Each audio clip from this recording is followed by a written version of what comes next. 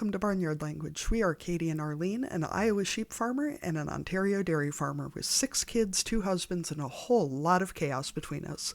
So kick off your boots, reheat your coffee, and join us for some Barnyard Language, honest talk about running farms and raising families. In case your kids haven't already learned all the swears from being in the barn, it might be a good idea to put on some headphones or turn down the volume.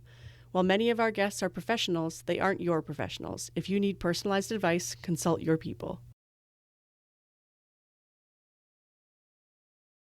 So today we are talking to Faith Bush, who's joining us from Saskatchewan. And Faith, we start each of our interviews with the same question. So this is our way, or your way, to introduce yourself to our listeners. And we always ask, what are you growing? So that covers crops, livestock, kids, businesses, and whatever else you want to cover. So what are you growing? So it's funny you bring that up, because when I was talking to my hubby, I said, oh, we're a crop farm. He's like, no, we're a grain farm. We don't say crop farm in the agriculture business. And I was like, oh, I'm trying here. Yeah, you're getting there. So you do grow crops. Right? That's what I thought. Like, you grow crops, so is it not just a crop farm? Like, so grain farmers, and then I have 5 kiddos that are a blended family, and then I also have my own company, Stressed Out Mamas. So what ages are the that group of kids that you're talking about? So I've got 13, 9, and 4-year-old twins. And you're probably wondering why I said 9 and 9. So we are a blended family. I have my 2 bonus boys that are 13 and 9. And then I have my daughter that my husband actually adopted. She's 9 as well. And they let everyone know they're not the Bush twins. They're 6 months apart. Very clear.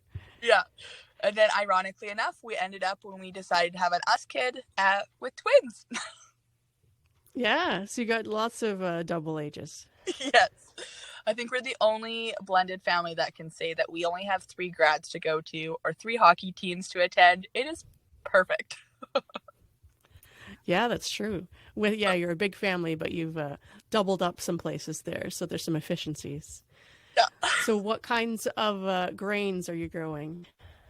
This will be fun. Okay. We grow canola, barley, wheat,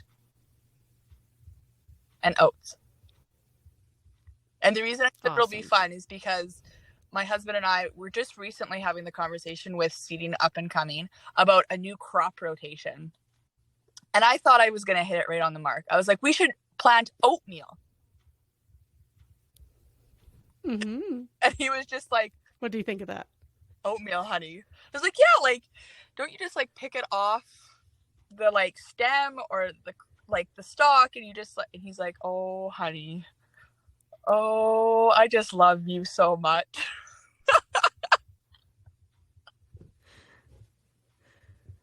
So I think that leads well into Katie's next question. I feel like in all fairness, here we would say that you're a row crop farmer. So I feel like you were pretty close. Also, please tell him that you want to plant corn checks and see how that goes over. Or honey puffs or something. We'll plant Cheerios next year, babe. You're right. Be a smart ass. So I don't want to say clearly you're not from a farm background, because that would be rude. But how has your adjustment been to this life? It has been like a slap in the face. I now understand that when you come from the city, going out to the farm, you don't plant oatmeal. Like, it comes from oats and is then processed to oatmeal. But like, I thought, we learned about farms. Like, Saskatchewan is a prairie province. Farming is like one of the staples. And I was like, I know nothing. Like, snap. So I have learned along the way. And my husband, I should also preface, he is a jokester. His whole family are jokesters. So very early on in the relationship, he made me believe that in Saskatchewan we could burn snow. And I love your guys' reaction. You're just like, what? So like, wait. Like, burn it as fuel, or like burn it to get it off the fields, or all of the above? So I like your husband. I'm just going to say it, like, not to throw you under the bus here, but he is one of us. You are clearly one of us, but he is also clearly one of us. Because that sounds like something my husband would do. right. So he said how the story went was, in Saskatchewan, we don't burn snow because it affects cats' libidos, and we just have so much mice around that we would not want that to happen. So we need to have lots of cats so we don't have a lot of mice. But in Manitoba, and like further out that way, they burn snow all the time. And he was showing me videos, and I took it upon myself to blast Facebook and be like, I can't believe you Saskatchewan farmers don't burn snow. What is wrong with you guys? Who cares about cats' libido? We can take care of the mice problem a different way. And then my father-in-law called me. And he just asked me very politely, but very firmly, to remove the post. Now, I should also preface, he has taken on the RM Reeve here. So he's in contact with a lot of farmers. And I guess when I posted it, it was not many seconds later that they all had called him going, is she really that city? Like, we knew she was city, but she's that city. And he was just like, I don't understand, honey. Like, they don't teach you this stuff in the city? And I was like, well, I think it was how my husband just preferenced it. Like, he was very convincing. Like, I wouldn't know any difference. I thought it was a thing. So the farming culture has been quite a shock. People definitely like to take me for a ride sometimes because I'm just so like, oh yeah, that makes sense. And then they start to laugh after. I'm like, oh, you were joking. In your defense, they're the ones who raised him to be that full of shit. So I really feel like this comes back on them. This is not on you. On the other hand, I feel like we need to make him some sort of trophy because seriously, the cat's libidos are like that's some like next level shit talking right there. Like that's impressive. That's not just like normal level shit talking. And in all fairness, I realized this morning I was trying to tell my kids about platypus, and I realized that I tell them so much bullshit, and they're 4 and 6, that they don't believe that a platypus is a real thing. Because this is what happens when you raise your kids with this level of bullshit. They don't believe anything now.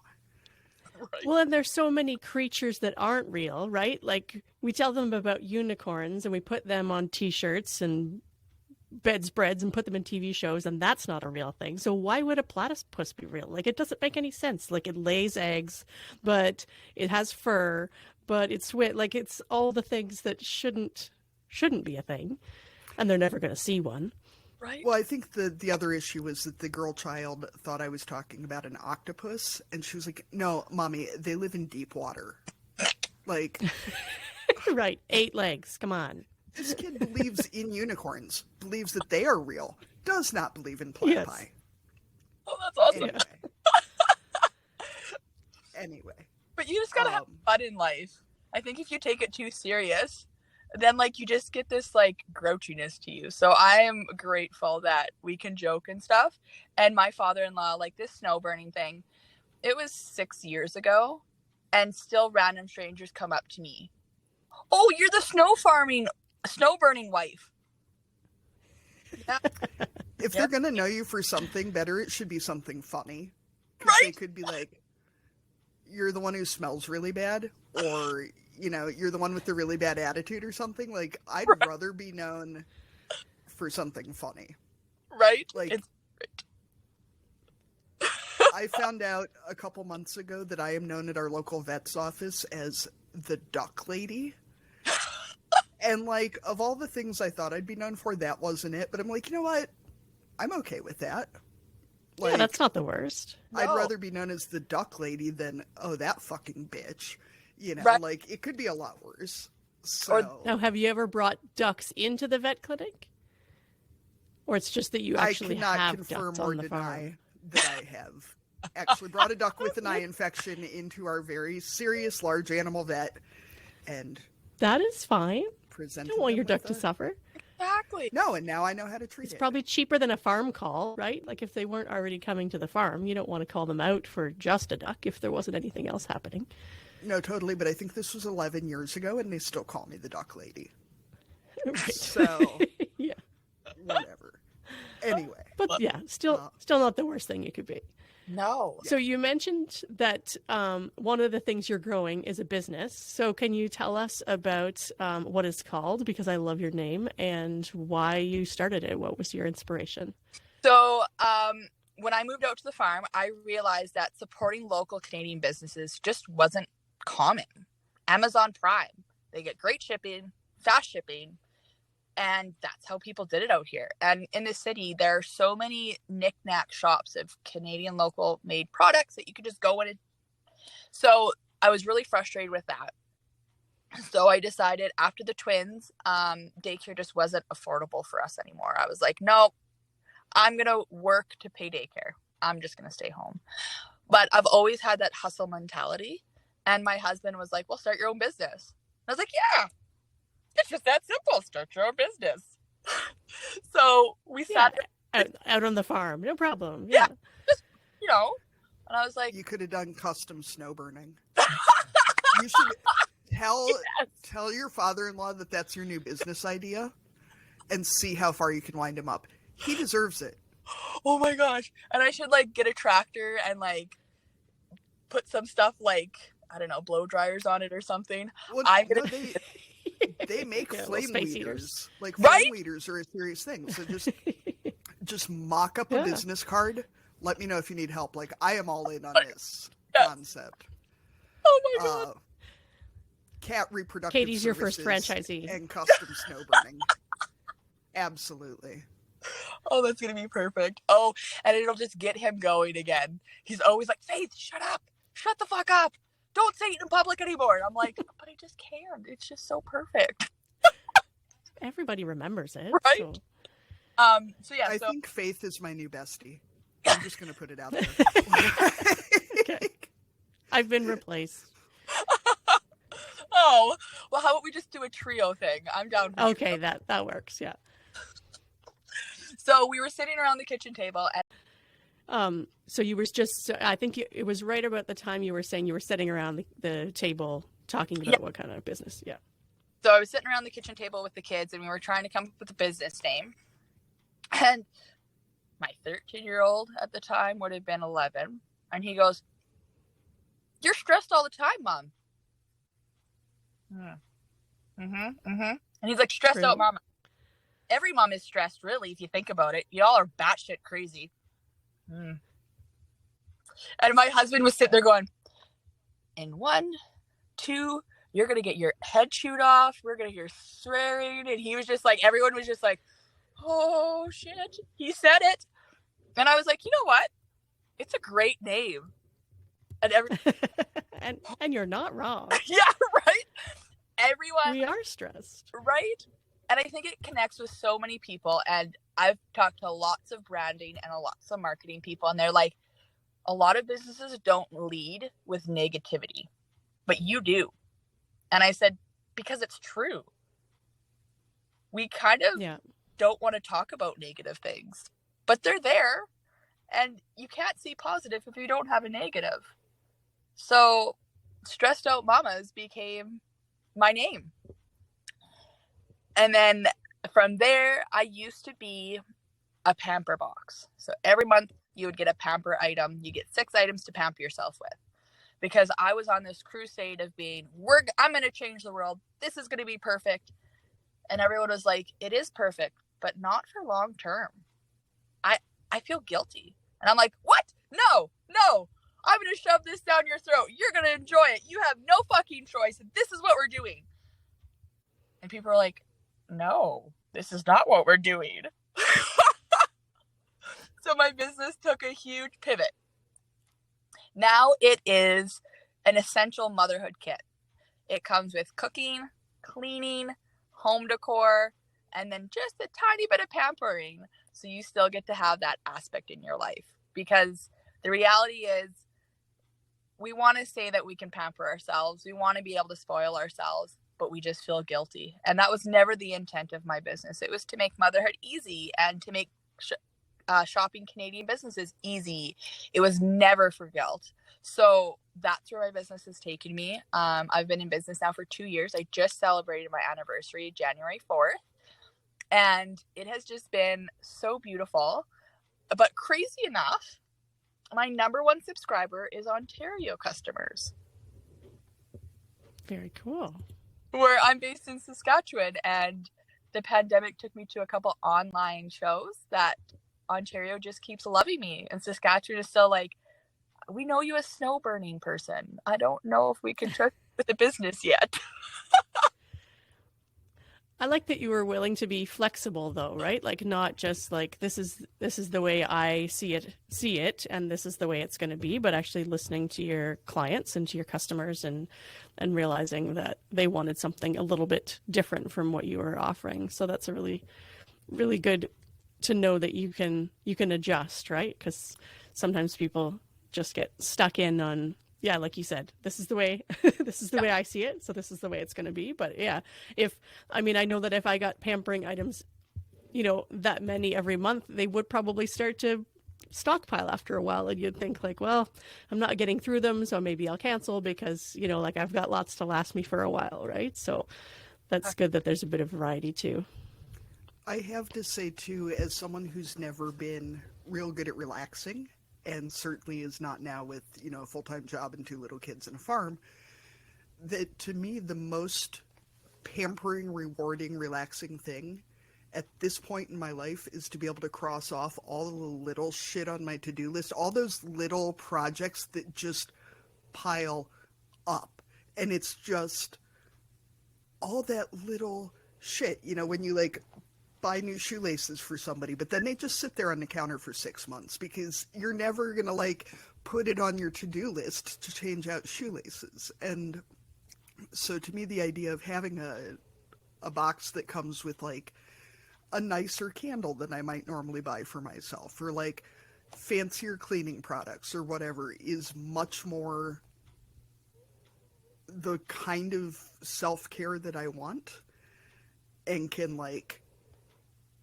get into, because to me getting a pampering box that then goes wasted feels like, why the fuck don't I ever have any time for myself? And also, why am I wasting this money on this stuff that I'll never use? And also, now I just feel worse about the fact that I never take any time for myself and that I don't enjoy it when I do because I'm thinking about all the shoelaces and all that little shit that Do you have shoelaces currently on your counter, Katie? No, but I did put in soles in 2 pairs of my husband's shoes this morning because they've been sitting on my counter for weeks. Yeah. A little thing got done, right? Okay, just going to do it. Just do it.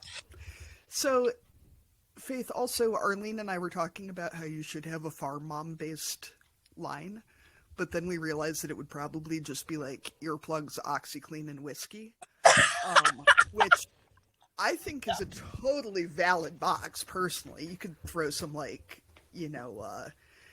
livestock paint markers in there or something too. Oh my God, yes. Yes. Some heavyweight oil, something like that. But how do you pick the items that go into your boxes? Yeah, so originally it used to be me vetting all of these Canadian companies and spending hours. And now, because I have such a big name, I have companies coming to me.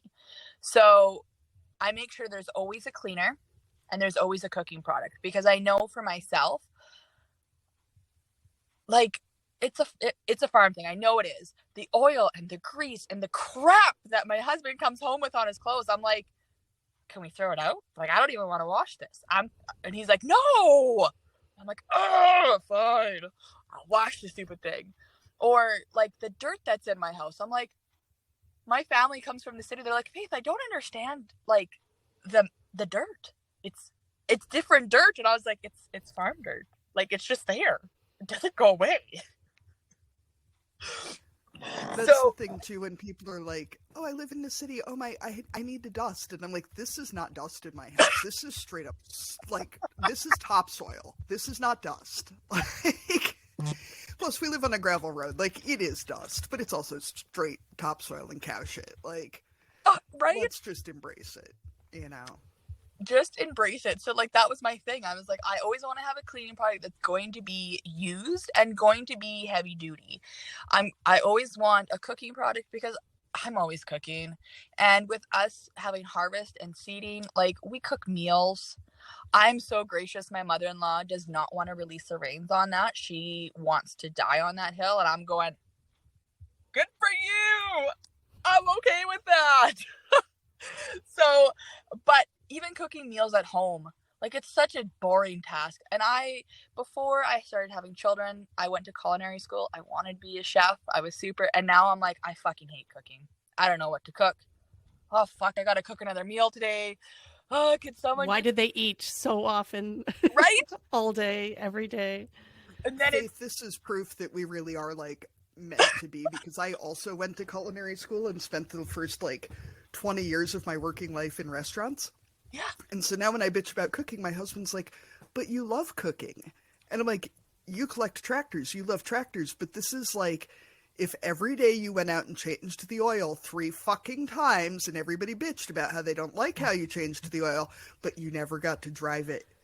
You never got to take it out of the shed. You just changed the fucking oil. You're not...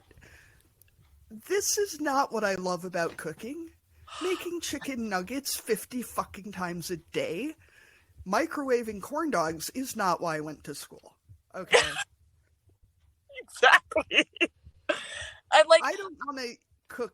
I don't want to eat the stuff that I would like to cook, because at this point I'm so tired that I'm not going to like cook a 4-course meal and then, sit down and then clean up. right? Couldn't Nope. microwave a fucking corn dog. Exactly. Yeah, because when you were cooking, you had a dishwasher too, right? So you could make all the mess you wanted, and Somebody it was got someone paid else's to job clean to clean up. it up. Right? Yeah, that's a whole different task. And like, I find like trying to cook new food that I'm going to be interested in that the kids like, it's like banging my head on a wall. I'm like, I don't want chicken nuggets. Can we just try something different? And they're like, well, no, I want chicken nuggets. I'm like, fuck you then. Have your chicken nuggets, and I'm going to make my chicken nugget look pretty then. I don't know. Just But- garnish the shit out of those chicken nuggets, Right. Faith. Just garnish the shit out of it. There you go. It's got a drizzle. It's been Yeah. tossed in Just something. give some little radish roses right there next to your nuggets. Plopped right there on top of the ranch. Right? That was the staples of my box now, and that's how I pick them, knowing that this product is going to be used. And what would be even better is if I introduced you to a cooking product or a cleaning product and you went, oh, I love this so much, I'm now going to buy from them directly. Because now I've connected two people that probably would have never found each other, because a lot of Canadian businesses don't go on Amazon until they're big, big, big. But how do you get big when people don't know about you? It's such a weird concept to me that a lot of people don't know about people. And even for myself, the businesses I've come across, I'm like, how long have you been in business? Oh, I've been in business for like 10, 15 years. I'm like, oh, well, that's cool. You know your shit. Yeah. Yeah, and those little businesses that are maybe in like their local stores or a handful of grocery stores, kind of like those small regional economies, but are, maybe have online shops. But yeah, how do they then branch out and find new customers right outside of their area? Yeah. I hate to say too, like, I use Amazon because I can get everything at one place. Like, I would much rather support local places, but if I have to like order from one place and then order from another place and then keep track of all those packages, it just... And pay shipping on everything. Yes. Right? I don't want to deal with it. So my eventual idea is to have a warehouse of cooking and cleaning products that you can try it out in the subscription, and if you love it, we can just create it again for you. That would be the ideal world, because exactly, I don't want to go to 6 different places. I don't have time. I really don't. I wish I could say I did, but I got a husband who's a farmer that I've got to run meals to or check on him, or I'm stuck, come get me. And then I've got kids going, well, I got sports in school. Are you going to come get me? Like, no, I don't have time for this shit. I just don't. And then all of my city friends are always like, well, Faith, you know, your house is looking so blah. Don't you have any like decor pieces that you set out every holiday? Or don't you like have just something new in your house? I'm like, I'll go to the fucking barn and grab some old wheels or something. I'll throw them in the house. You want that? Like, I don't have time to go shopping for house decor, you guys. Who does? Who's got that time? But people are like, well, why not? I don't understand. You're a stay-at-home mom now. And I'm like, no, it's way different. It's so different. So that's where the home decor piece had tied in. Was I was so sick of people saying, well, you know, just look at Pinterest. You can go to the dollar store and get stuff. I'm like, I don't have time to create dollar store decor, you guys. I really don't care. I'm thinking about how I'm going to survive and cook the chicken fucking nuggets tonight. That's my plan. I love, you may have seen Yeah, on our and it's oh, sorry, Arlene. On our Instagram, I posted, you know, we see all this farmhouse decor. Thank you, Chip and Joanna, of just white minimalist shit. And I posted a picture of our entryway with the literal like mountain of coats that is as tall as I am, and I am almost 6 feet tall. That's just like an avalanche. And I'm like, you know, no farmhouse magazine has come to feature my house recently. And then when people are like, this is my seasonal decor that I put out for 2 weeks before Halloween, and then I put it away, and I'm like, God bless you for having the energy, but how? Like, I know people with small children and jobs who do this, and like, I legitimately don't understand how. You know, like more power I have to them. cobwebs, but Yeah. they're seasonal, like actual spiders. That's good Halloween decor for me. It's like a little nature preserve right in the house, Arlene. Yeah, for sure. So that you already mentioned one of your future goals for the business. Do you have any other things that you're working towards, or things that you have in the back of your mind that you would like to see in the future?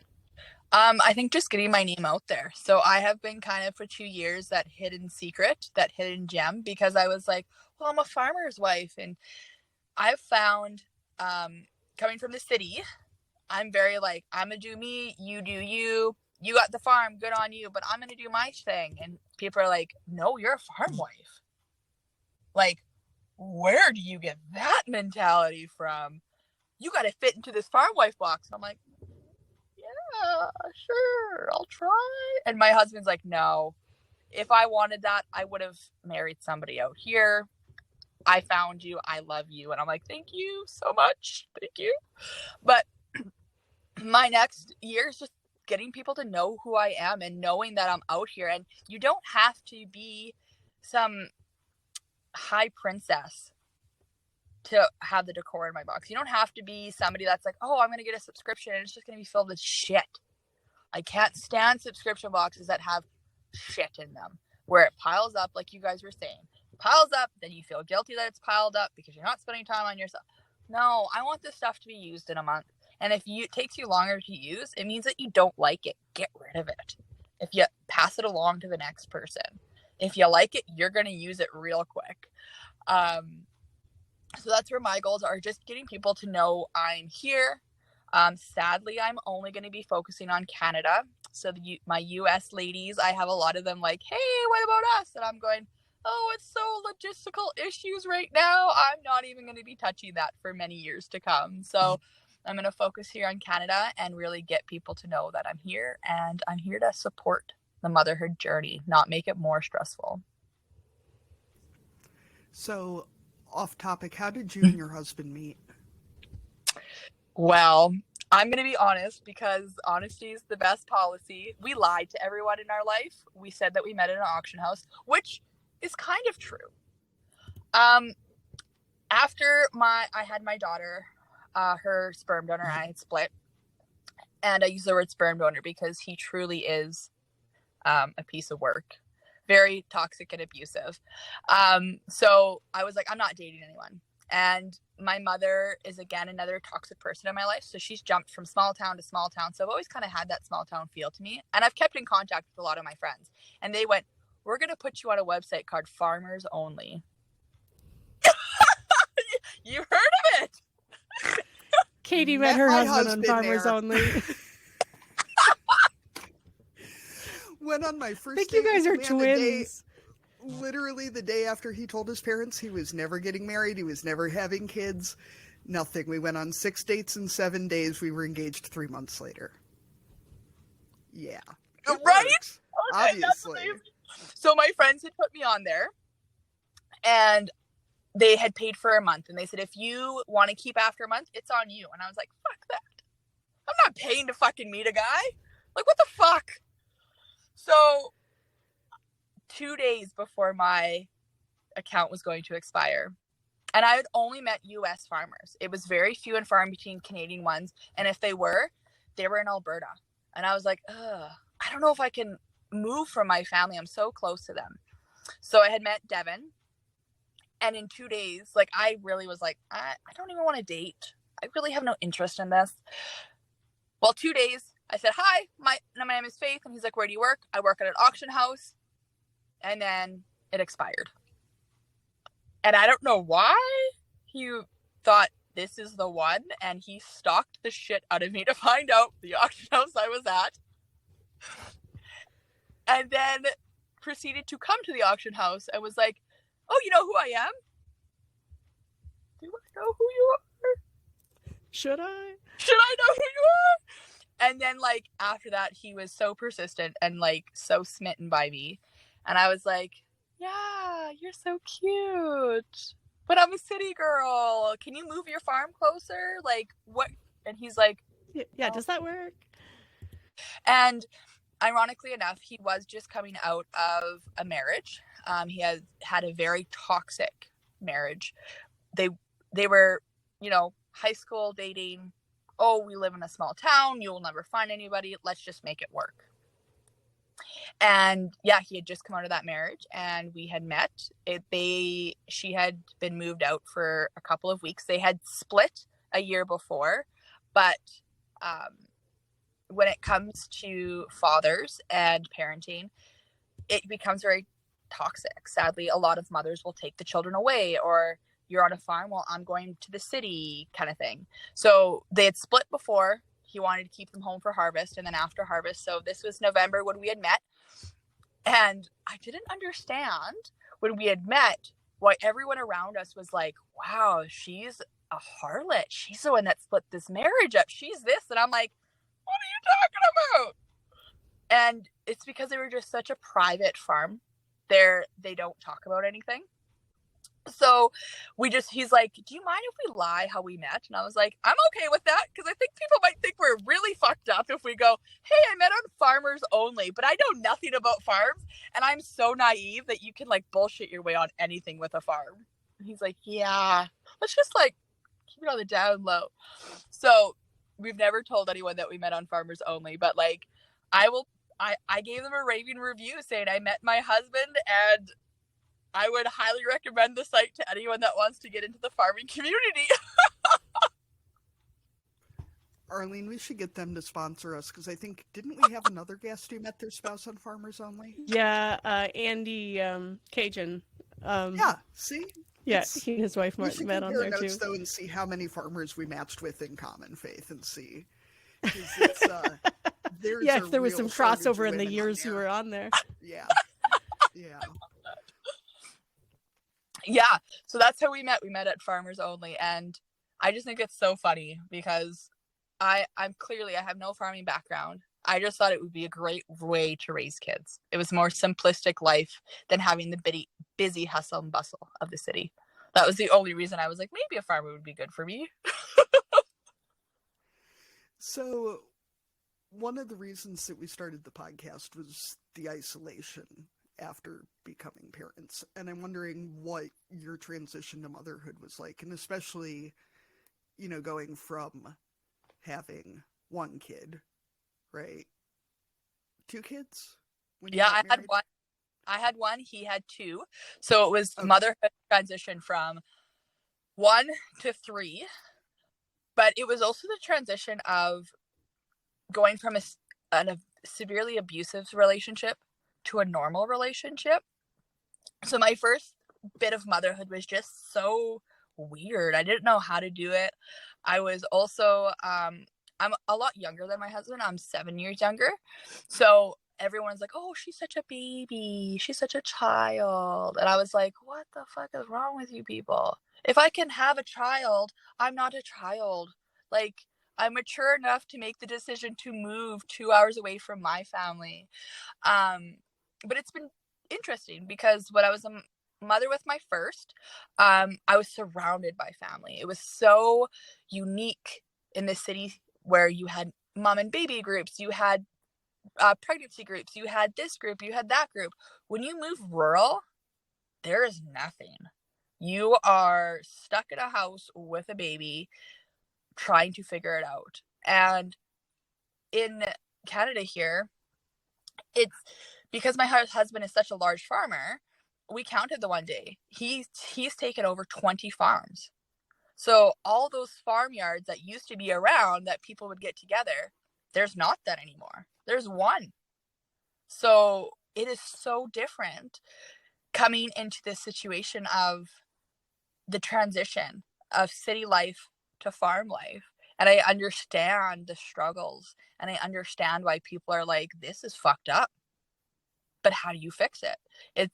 It's an interesting dynamic. And then when we had our twins, I was supposed to be in the hospital due to the type they are. So they share one sac, one placenta. So basically the most high-risk twins we could have gotten, we got. And it was the realization of driving 2 hours for an appointment. It was like, oh my gosh, this is stupid. And then all of a sudden them going, you can't be on the farm anymore. You have to be in the city. Going, why? Because it's going to take us an hour to get you to a hospital. And I was like, why? Like, can't you just figure this out quicker? Like, I'm not moving to the city. So when I transitioned to having the twins at home, I didn't have a lot of family support because they're 2 hours away. I didn't have a lot of the systems in place because it's 2 hours away. And when you try to start something, there might only be one other pregnant person or one other person with a little one on mat leave because there's not a lot of us out here. So that isolation is just so different out here than in the city. I found too that once my kids started school, like same with going into town to go to any sort of baby or child groups. But the friends I made lived, 20 miles on the other side of town. And with little ones in a place that has winter, and there's no spontaneous way to do anything. You have to plan a month ahead and then just pray that nobody gets sick or it doesn't storm or, and God forbid if your kids aren't besties, then you're forcing them to play together. Mm-hmm. And it's been such a great transition now that they're in school, and I've met other parents who live, in town, and we're already in town because we have to get the kids from school, and so we can just be like, hey, you want to have pizza? Why don't we come over? You can come over to our house and we can let our kids destroy the house and we can eat pizza and ignore them, which is generally my parenting strategy, but it's such, I had not realized how lonely I was to just have friends that I could just hang out with instead of having to plan this whole fucking elaborate thing to see another adult human for an hour. Right? It's just, And when the kids are little, you're also managing, when they're going to fall asleep. And if you're driving half an hour to go to someone's house, are they going to fall asleep on the way there or 2 minutes before you pull in the driveway? And then, if they spend the whole time screaming, it's not very relaxing or fun for anybody. Right. And all that coordination is challenging. And I imagine with twins is even worse. Yeah, it is. It's different being having singles and then going to the twins. It was so when my daughter, she's a girl, when I found out I was having twins, I was like, please be girls, please be girls. What the hell am I going to do with a penis? How am I going to clean it? What am I going to do with it? I'm freaking out. I don't want boys. And my husband was like, I don't want girls. I don't know what to do with girls. And ours are identical. So we were either 2 girls or 2 boys. And the one thing I do appreciate with my husband is he is so supportive with the twins because, and I'm just such of a I'm not giving up type. I'm going to make my life hell before I give up. So I was carrying 2 little babies to the hockey rink with 2 kids behind me with their hockey equipment, going to the dressing room to get everyone done up, because at that time, the farm just needed his attention more. And I was like, I don't care. I'm going out. I don't care. So I can see where, but also in the same breath, I've held myself back. I never went to the swimming pool. I was like, how the fuck am I going to swim with 2 babies? This does not sound enjoyable at all. Or when it came to chores, we do have chickens. I don't really consider them livestock because the amount of eggs they produce, we eat in a day. So, like, there's no selling there. We've had people, oh, do you sell eggs? No, we eat our eggs. And then we've also had like butchering chickens or our turkeys that we butchered. But like trying to get them to come with me to the barn to feed and water, I was like, oh my gosh, this is painful. So he would come up with little systems. He would get them their own little special pail, and half the eggs would break on the way home. But at least they were doing something. And he's like, at least you're out. And I'm like, yeah. Or his picture on his Facebook is all 7 of us in a fed combine. It's tight. It is nice and tight as tight can be, but we do it. And it's interesting that most men are like, you're fucked, Devin. Why do you have everyone in there? How do you get anything done? And I'm like, but we did this when we first started dating. Can't we continue? And it's so beautiful that we still do. But the kids now are getting to the age, like the 13-year-old, he's the size of me. He's a big boy. So it's like having 3 adults and 4 children. So now, because we have workers, they usually try and take a couple from us. And the kids are like, yes, I'll go with you. I don't care. But it's so beautiful to see how we've I can breathe. Yeah. We have a hired guy who's like our 4-year-old's bestie. Like, our son is so obsessed, and it's amazing. Because, yeah, like, we take him out, and it's just a hellscape. You know, he goes to Solace, and, like, he's actually helpful when Solace is here. Fine. Try not to take it personally. Right? And that's the key word. You try not to take it personal. It's hard. It's like, what the? They were sat with you, and they didn't scream the whole time? They scream with us? What? Yeah. So you've talked about being a blended family. How has that transition gone on the kid level? And, you know, like how, you know, like two from different families who are now in the same family in the same age, and then the transition to having new baby siblings, all that kind of stuff. So how has the kid dynamic gone in your house? It's been interesting. I've come from a blended family. So my mom and dad split before I was even born. So I've always kind of had that step parent in my life. And then with my grandparents, they also, so my mother was adopted, which this is a crazy story. So she's adopted. She has adopted parents and biological parents. Well, the adopted parents decided to split. So I have 3 sets of grandparents on one side, but they all blend so beautifully. Like, they're always at every birthday. They're always at every function. I would be like, Grandma, and all 3 of my grandmas would look at me, and I'm like, Grandma 1, Grandma 2, Grandma 3. So that's how I pictured it coming into this situation. And it's a very high conflict situation. So I have really taken the opportunity to allow the boys to come to me. It wasn't, I'm your mom, you need to love me. It was, I'm just a friend. And I've been where you are with high conflict parents.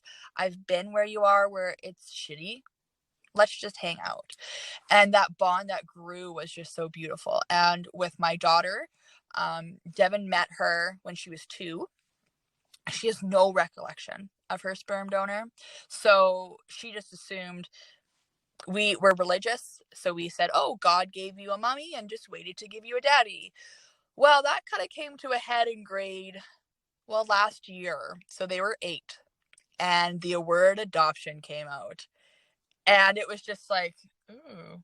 And it was they were using it in a negative word term. So she was like, well, is adoption bad? And we're like, nope, it's not bad at all. But let's try and unpack this. So she refuses to say adoption.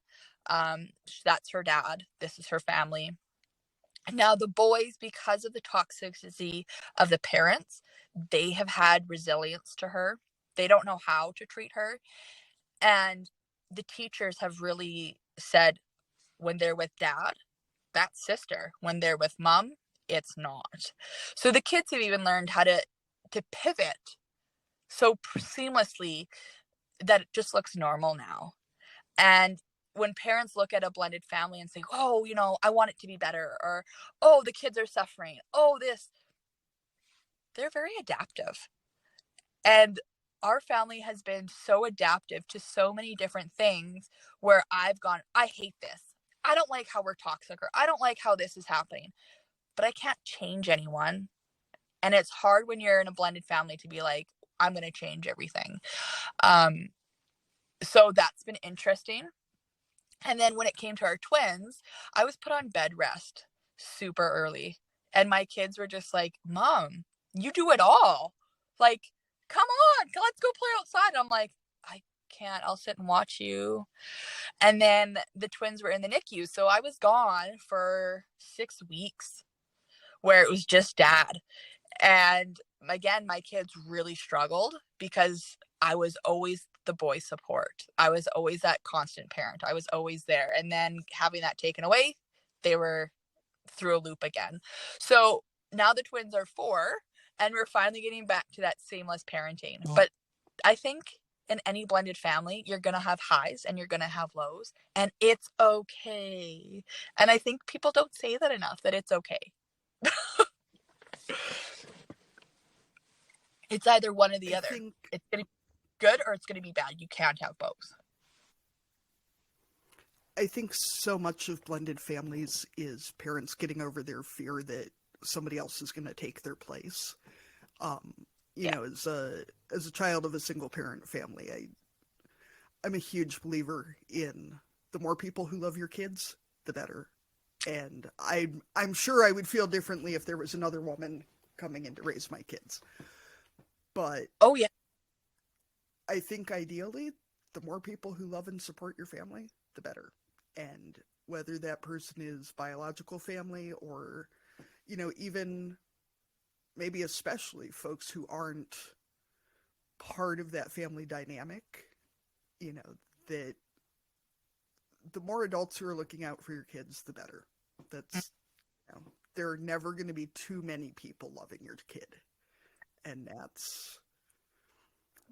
that's what that is. And, anyone who's threatened by that needs to go to therapy and work out their own shit. Because that's about you and not about those kids. Yes. And I used to take it so personal with my boys. Well, they won't call me mom, but they call their stepdad dad. Well, I learned it was because it was forced. Now the boys, which I'll get teary-eyed, I'm a big believer in counseling and therapy.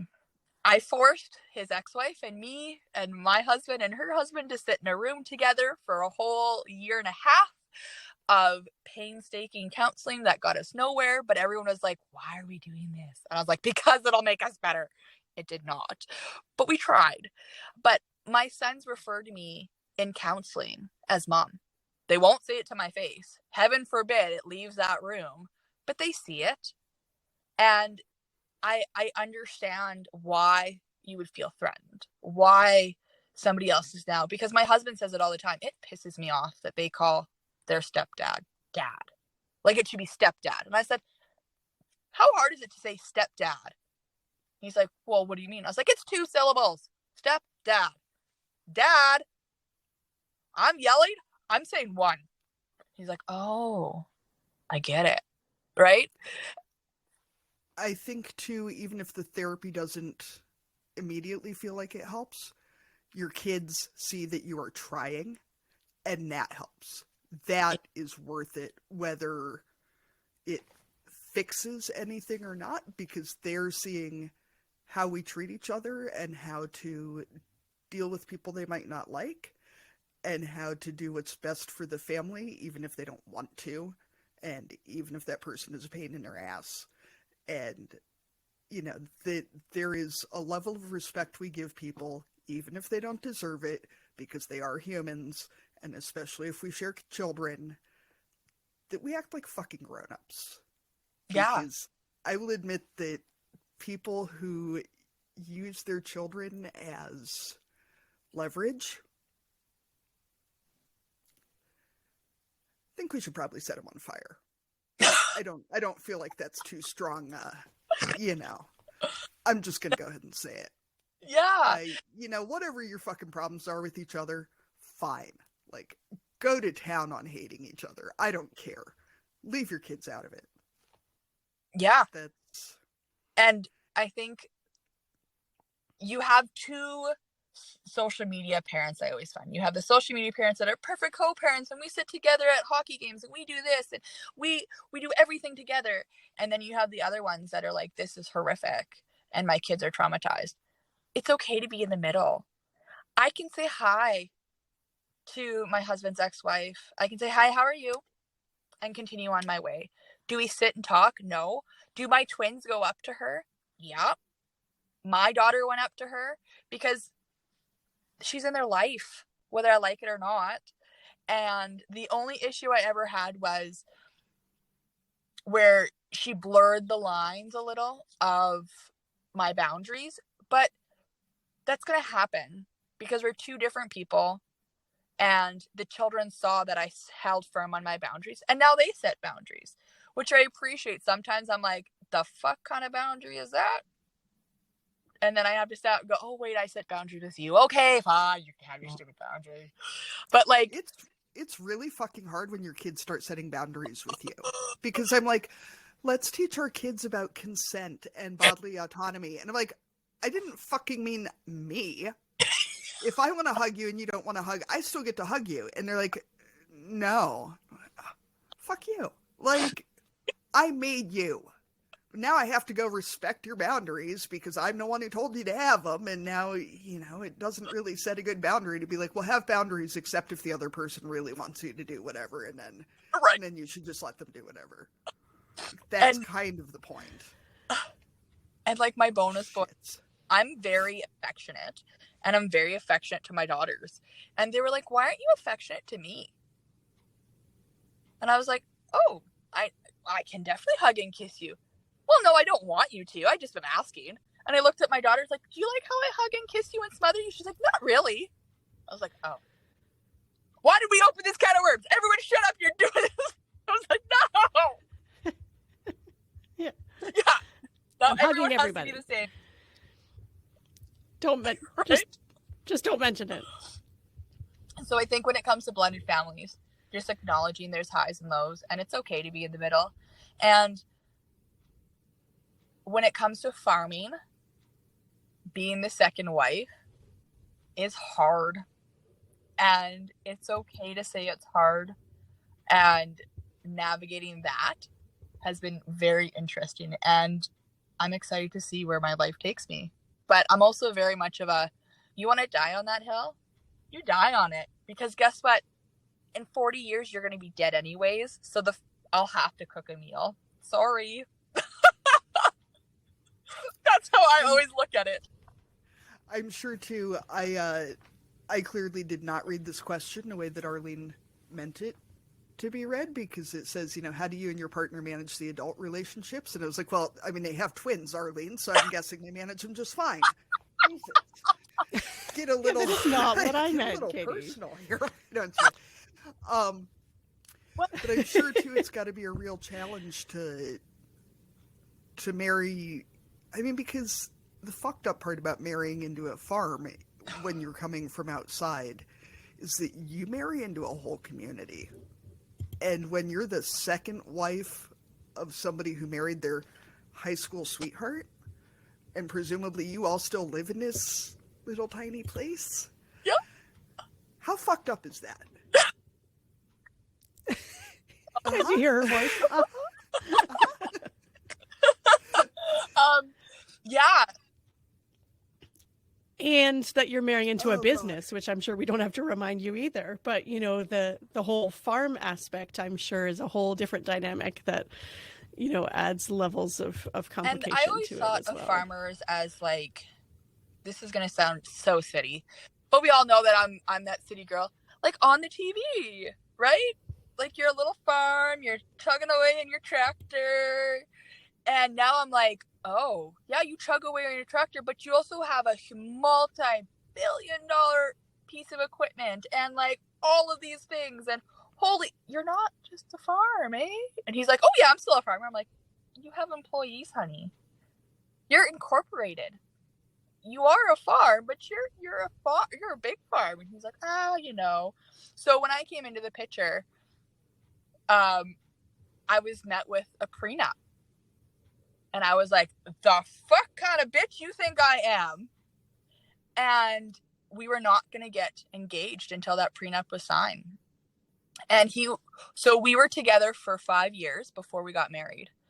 And it wasn't because of the prenup. It was because he was terrified about what would happen. Because he knew his parents had said, if you're going to get engaged again, you need to have a prenup. And he was like, Faith's going to kill me. She's not going to be happy with this. Like, I don't even want to approach this subject. And I looked at him, I said, yeah, I'll sign it. And he went, what? He's like, are you fucking with me? You're fucking with me, right? Like, this is too easy. And I was like, yeah, I don't care. If we leave, I just ask that I get the clothes on my back and a vehicle to drive, please. And that's it. And he was like, okay. And when it came to farming and blending a family, I asked my husband this question the other day. And you know what? It's funny you say that, because he was like, are they meeting sexually? Like, do they want to know how we keep it alive during harvest? I'm glad that wasn't just me, because I was like, Arlene, Christ. Like, I know we get personal on this show, but I feel like that might be too far even for us. Even for me, Arlene is much more ladylike than I am. I was definitely talking about the grown-ups who are like the parents of all the children. I'm glad it wasn't not just the me that thought that, interpersonal marriage relationships. The maritals. He definitely, All right. he told me to lie, because we don't do this. He's like, well, tell everyone that, you know, those vibrators that you can control from your phone so that when you're in the tractor, you guys can still, I was like, honey, I don't think that's the question they're asking. I think they're asking of like, how do we deal with our emotional problems? He's like, no, that's exactly where this question is going. You got to tell everyone this is how great our sex life is, so everyone just follows suit.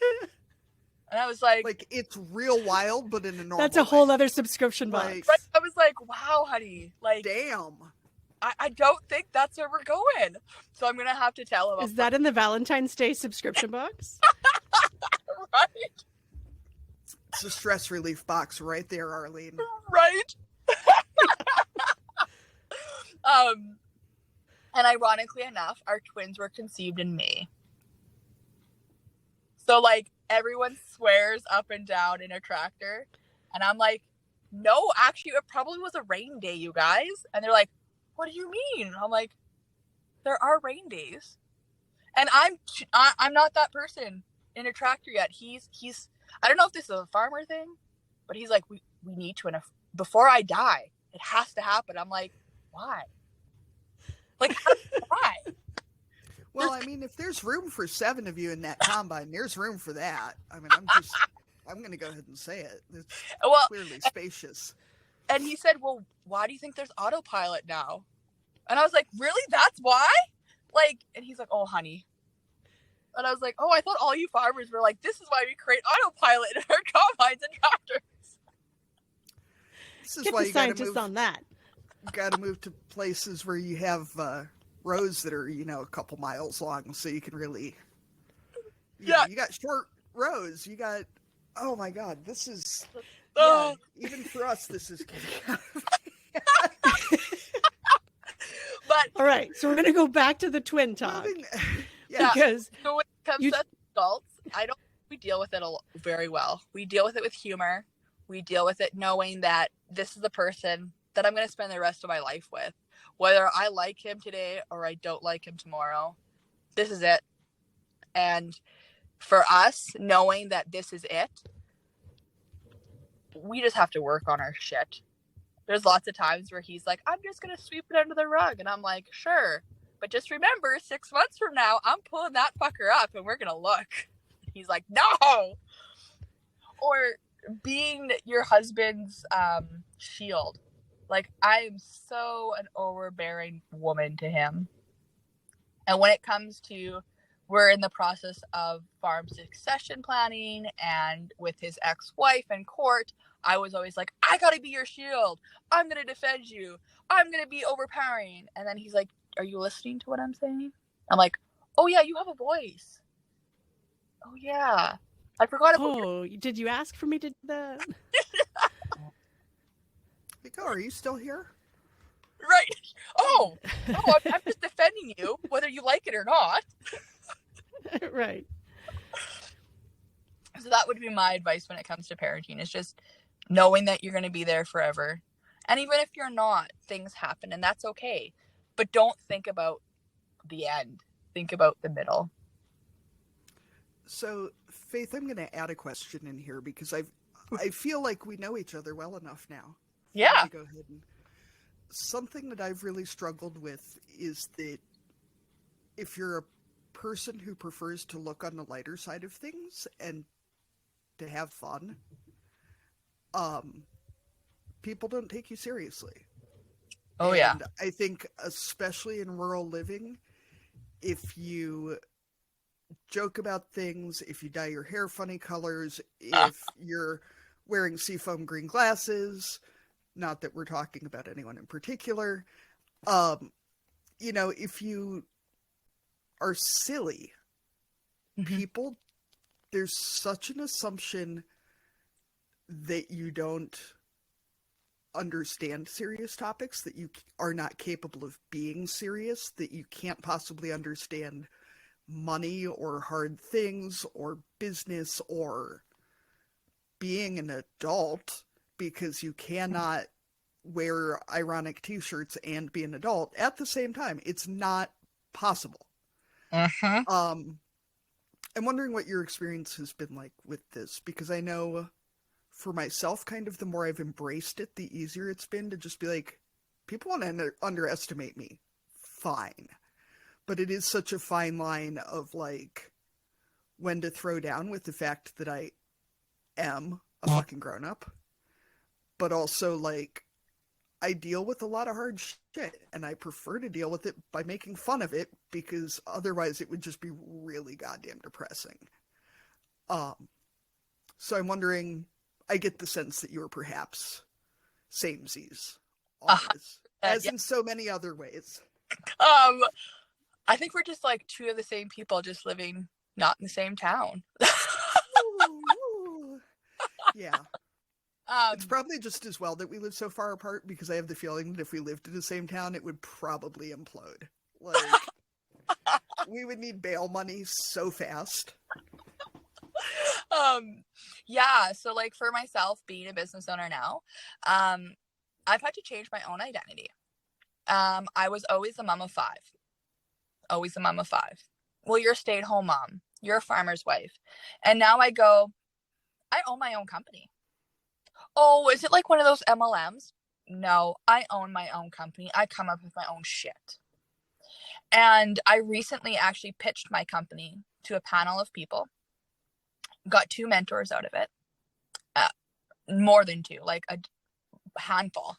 And they looked at me and said, and I was like, you take me serious? And they were like, is this part of your pitch? Are you like, and I was like, yeah, because I'm always the mom that can change the diaper, the mom that can tell you about feeding, the mom that can this. And they're like, I see you as a businesswoman. So even in my own dynamic of family, a lot of my family still don't take my business serious. And I've just learned to say, you know what? Watch what'll happen. My business has now been able to grow to the size that my twins are in daycare. That was never the plan. They were going to be home with me until they were in grade 1. Now I'm like, no, I can do this. Or when it comes to sexuality, I'm quite open. And out in the rural community, they're like, shh, Faith, we don't talk about that. And I'm like, why? Well, like, why are we shy about it? It's like, that's how kids are made. That's how people stay connected. And I'm so grateful for my husband, because there are so many times where he is blushing red, or he is going, you know what, honey, be you. I'm happy of you. I've got to talk to landowners of his, land renters. So he rents land from a lot of people, that some women aren't even able to talk to them. And they're like, Faith, how do you talk to them? I'm like, I don't know. Because the respect is given and taken. And they're normal people. And people are always like, I just don't get it. And I struggle. There's many days where I'm like, maybe I should just be the farmer's wife. There would be less rumors. There'd be less talk. There would be less. And my husband looks and says, I don't think I'd be happy. And my kids, they always tell me, Mom, I can always tell when you're in the room, when you're in the school, because you're snort of a laugh, you're loud, and they enjoy it. So on the hard days, I let them be hard. And I sit in the shower and I cry. But when I'm done, I put on my seafoam glasses and I go, this is who I am. You're going to take it or you're going to leave it. And I wish I would have learned this lesson in high school. Why did I have to wait till I got closer to my 30s? Like, that's bullshit. That imposter syndrome and that having enough self-confidence to just tell people to fuck around and find out. I do a lot of community activity stuff, and I'm on our local daycare board, and we had an older male member mansplaining the concept of salary to all of us, little ladies. And I finally sent an email that started with respectfully and went downhill pretty sharply from there. Because I am 41 years old. I'm a grown-ass adult. I work for Microsoft. I understand the concept of salary. Thank you.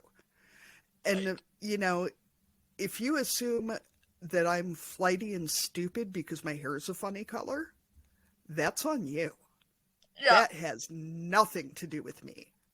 Mm-hmm. And that's being able to model that for my kids and for other adults, because it gives other people permission to talk about hard things and to be who they are when somebody else has already just gone ahead and done it.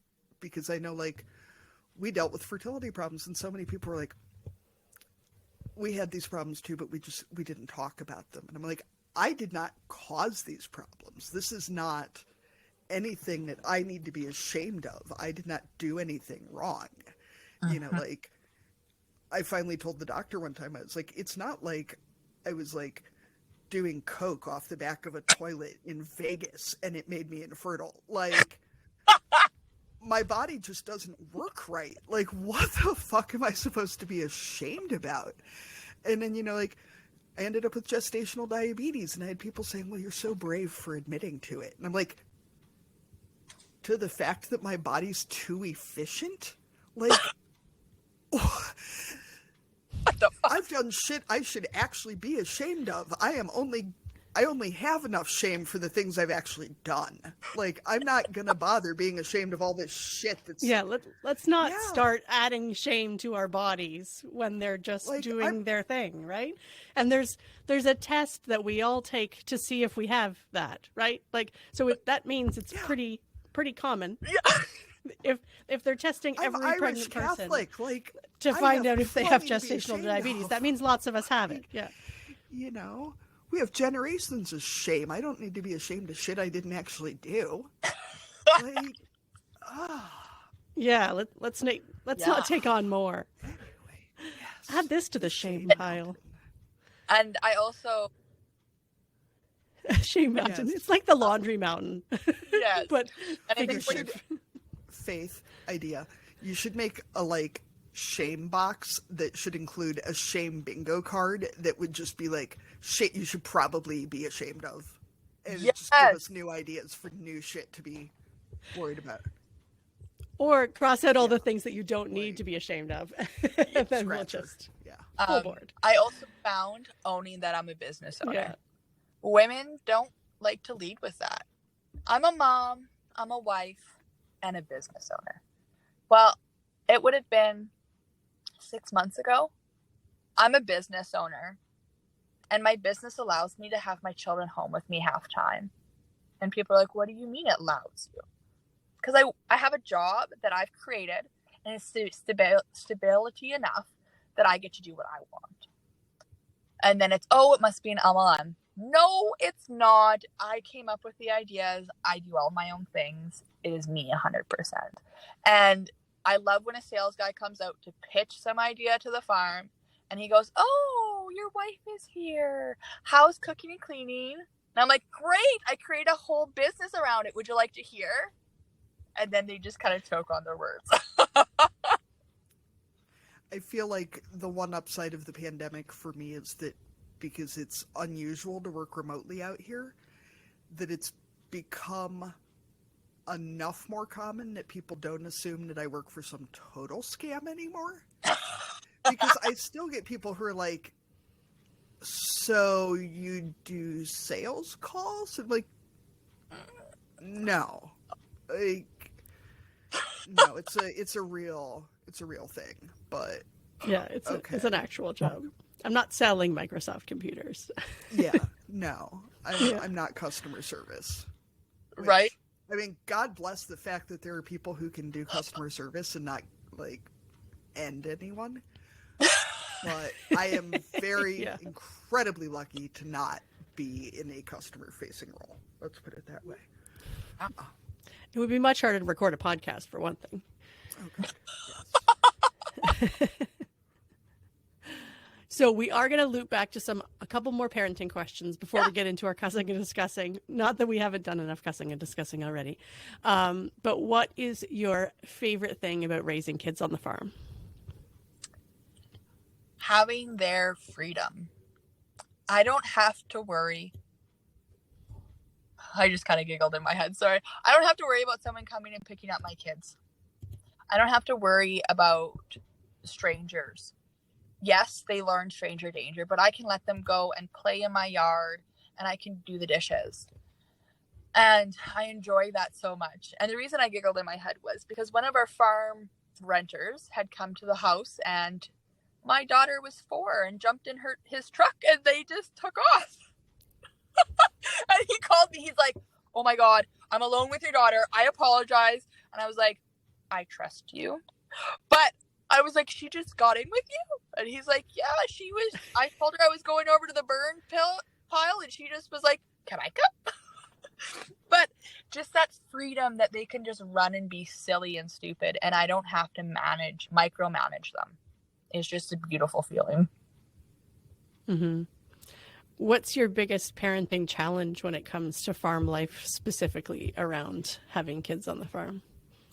Because, I mean, we all know there's lots of benefits, but, I mean, we know, too, that it's it's a hard life, too. Support. That support is crazy. And not having as close-knit support systems is challenging. Like, now that we have 3 kids and 3 different hockey teams to run after, there's one that always kind of gets left to the sideline because we're only 2 of us. And knowing that you want to do it all. And when you have 5 kiddos, there's one of you. And sometimes the farm comes first. That was definitely like a smack in the face. I was like, pardon me? You mean that your child is puking sick and you still have to go and seed? No, you can take the fucking time off because your child is puking sick. And it wasn't that case. It was, no, I need to do this right now. I can't come. So those farming aspects, they were just kind of like, oh, well, I never thought of those. I never thought those would even like cross my path. And they have. Yeah, that farm coming first thing it's a hard one, especially when you've got little kids and you feel, already overwhelmed. And then the person who's supposed to be your partner is like, well, good luck with that. I've got to go. I've got to go. And my grandmother, so my adopted grandparents, when they were together, they were on a farm. So I'm gracious that I can call her and be like, oh, I fucking hate this. And she's like, just remember, I lived with an alcoholic farmer. So you have a sober one. Be happy. And I'm like, the fuck, Grandma, let me bitch. And she's like, I will. But you need to keep perspective. I'll say, Faith, that we're more than 60 episodes in, and I don't think we've had a single person not say that the farm coming first wasn't a hard thing for them. Even all the folks we've had on who grew up on farms, that this is what they've done their whole life, every single one of them has said that this farm coming first is a fucking challenge, which has been helpful to me because that's like the great unspoken guilt yet is, how can you be angry about this? Right. And I think so much of it too is that people are like, well, the farm provides. I'm like, I don't know what kind of money you people are making from the farm, but no, it doesn't. I know the Canadian farm economy is a little better than the American farm economy, maybe, but there's a reason we both work full-time off farm, and it's not because the farm pays so well. You know, it's not that we just have nothing better to do. Right. And I think, and I also like the guilt. My husband, because I am such a mental health person, I dig deep with him when he's like, okay, I'm done digging, fuck off. But knowing that he has shame, that he wants to be a farmer. This is what he was raised for. He is the firstborn son. This was bred into him. He feels shame when he has to say, the farm comes first. I'm sorry. Like when the twins were first born, there was many times where he said the farm comes first. And I was devastated. I was like, I just need you now. And he's like, do you need me or do you want me? And I was like, I hate that fucking question. He knows now, like 4 years in, he doesn't even ask me it. I will be like, he'll stop and he'll be like, so do you? And I'm like, I will fucking throat punch you. Don't say it. Don't say it. Because there's lots of times where we want our farmer home, but we don't need him. And just knowing that if it were to come, and this is just with mine, if it were to come to life or death, he would be there. It would not be a question. But if I can mentally struggle through it, on his off days, he will pick up the slack. And I'm gracious for that. But knowing the farm comes first was very difficult, very difficult. And I don't think there's a way to get over it. Like, I don't think there's like some magic, maybe we can create that, you guys, a magic pill that just makes you okay with it.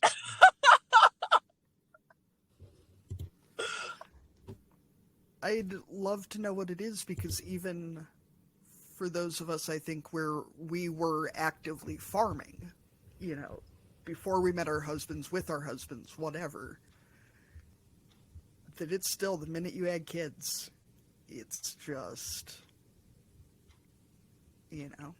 Kids throws a whole wrench in the plan. They just throw wrenches left, right, and center, and you've got to catch those wrenches or they're smacking you in the face, leaving big welts.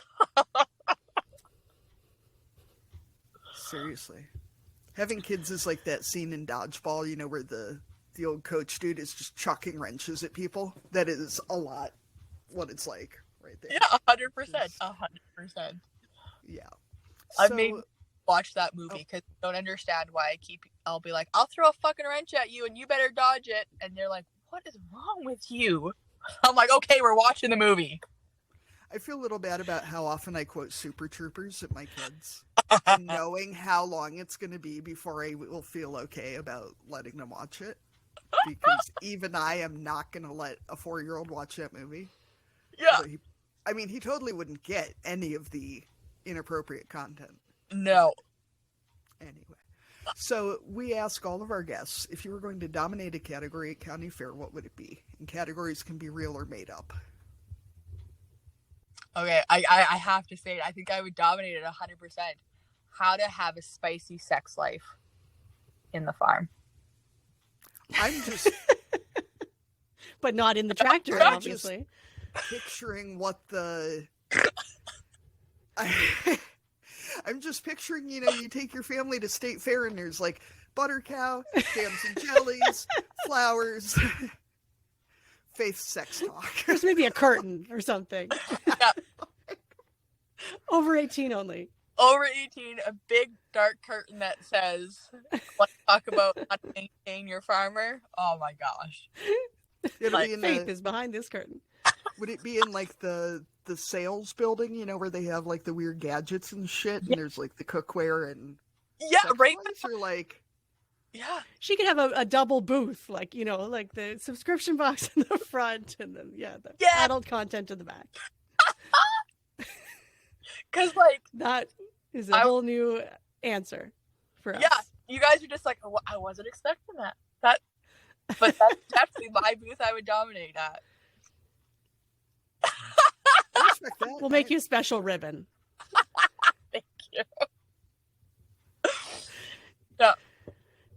So we will go ahead and move into our cussing and discussing segment. As listeners, you can leave your cussing and discussing entries for us and we will play them on the show. So go to the show notes to find our speak pipe or our email address where you can either leave a voice memo or send us an email and we would read it out for you.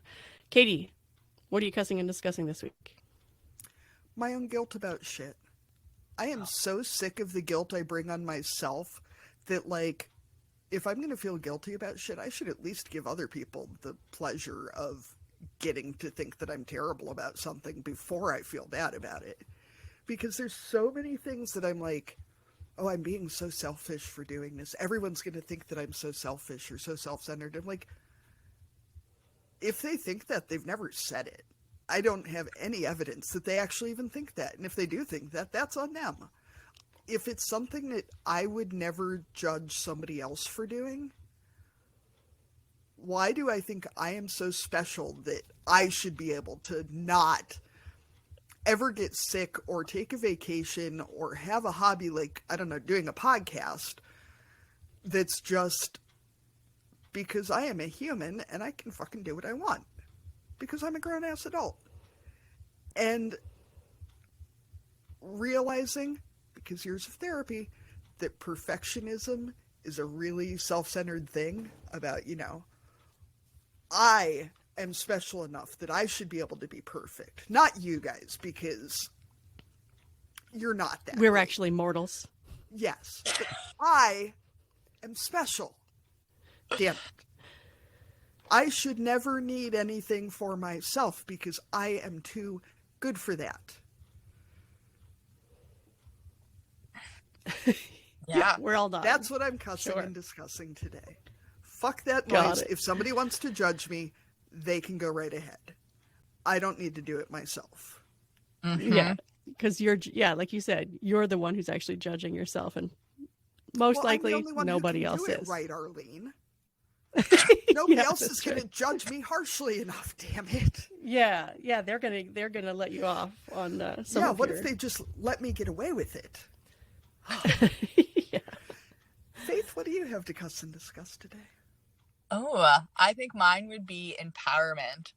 I hate that I don't empower myself enough. And like you said, like, everyone lets me get away with shit. And I'm like, no, fucking kick me in the ass. Give me some, like, not just, you can do it. No, Faith, you fucking suck ass. Get your shit together, empower yourself, and put yourself out there. Because it's ironic how much women, I find, moms in particular, we don't empower ourselves. We'll empower every mom out there. But when it comes to ourselves, we're like, oh, sorry, you're tapped out now. Like, sucks. Just go cry in the corner, okay? Figure it out. Bye. And I wish I could just be more empowering of myself. I do wonder Yeah, what it would be we're like if we nodding again. Yeah. Yeah, if we talk to ourselves the way that we talk to our friends and Oh. our children, but our daughters especially, because if I handled my own self-doubt, the way I handle my 6-year-old daughters, life would be different. Because she's fucking beast mode 24/7. And, you know, if we talk to ourselves the way we talk to the people we love, things would be a lot different. Right? And why the fuck do we not love ourselves as much as we love other people? Right. Okay, well, if you need more therapy, you're going to have to get it another time. Arlene, what do you have to cuss and discuss today?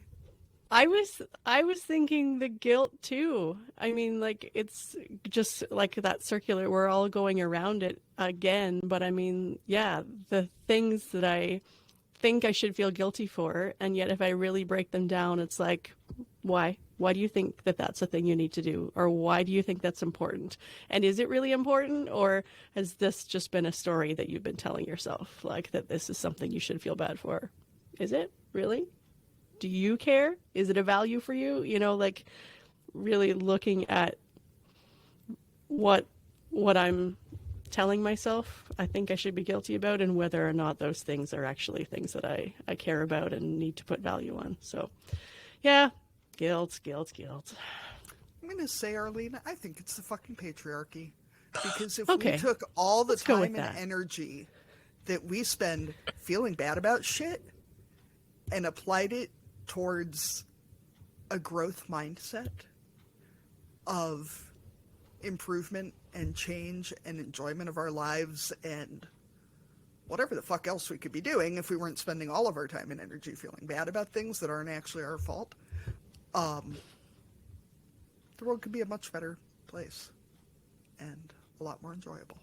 So, Absolutely. back to smashing the patriarchy. All right. Yes, that'll be our task for tomorrow. Yes. Perfect. So thank you so much, Faith, for joining us today. It was so great meeting you. And I'm sure you and Katie will be meeting up somewhere halfway between Iowa and Saskatchewan someday soon. But if people want to connect with you online, if they're Canadian and want to order from you, where should they go? Stressed Out Mamas on Instagram, TikTok, and Facebook, or stressedoutmamas.ca.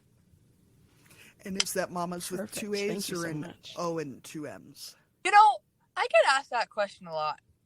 And I'm just going to preference I'm blonde. So think what a blonde would think. And it is stressed out, how it's normally, M-A-M-A. Because I am too blonde to think of how I would spell it the other way. I'm not That even works. blonde, and that's the way I'd spell it too. Because it just seems excessive to spell it the other way. Right? I'd forget it all the time. So stressed out, M-A-M-A. Nice, simple, and sweet. Perfect. We'll include that in the show notes too. Well, it was great to meet you guys as well. Thank you so much for having me on. I enjoy it, and I can't wait for everyone to hear about Thanks it. so much for coming on, Faith. Thank you. All right, I'm going to... Thank you for joining us on Barnyard Language. If you enjoy this show, we encourage you to support us by becoming a patron. Go to www.patreon.com/barnyardlanguage to make a small monthly donation to help cover the costs of making this show. Please rate and review the podcast and follow the show so you never miss an episode. You can find us on Facebook, Instagram, and TikTok as Barnyard Language, and on Twitter we are Barnyard Pod.